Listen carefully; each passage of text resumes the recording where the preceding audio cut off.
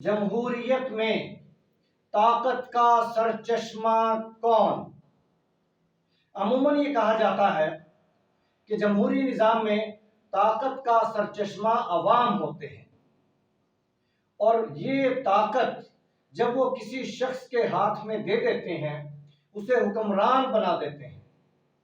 لیکن اگر یہ عوامی طاقت مخلص ہاتھوں میں جائے تو قوم دنیا کی سپر پاور بنتی ہے، ورنہ مکار، لٹیرے، نااہل حکمران قوم کو مقروض، محکوم، محروم، مظلوم اور غلام بنا دیتے ہیں، غلامی کی زنجیروں میں جکڑ دیتے ہیں، معاشی، اخلاقی اور روحانی بیمار بنا دیتے ہیں، قرضوں کی دلدل میں دھنسا دیتے ہیں۔ دستے ہر نااہل بیمارت کند، ہر نااہل کا ہاتھ تمہیں بیمار کر دے گا، تمہاری قوم کو بیمار کر دے گا۔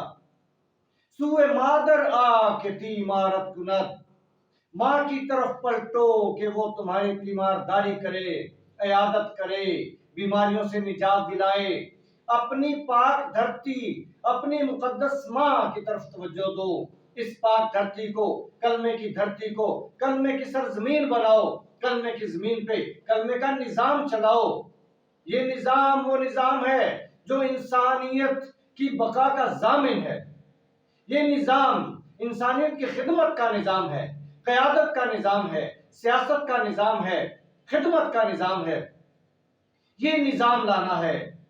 تو جب ایسا ہوگا، پاکستان محافظ پارٹی کا کارواں جب یہ انقلاب لانے میں کامیاب ہوگا تو انشاءاللہ وہ وقت آئے گا کہ طاقت کا سرچشمہ اللہ کے بعد عوام تو ہے، لیکن یہ سرچشمہ پھر کبھی نہ خشک ہونے والا چشمہ ہوگا، اور انسانیت اس سے سیراب ہوگی، اور قومیں اس سے خوشحال ہوں گی، اور دنیا میں امن کی اور بقا کی ضمانت ہوگی انشاءاللہ۔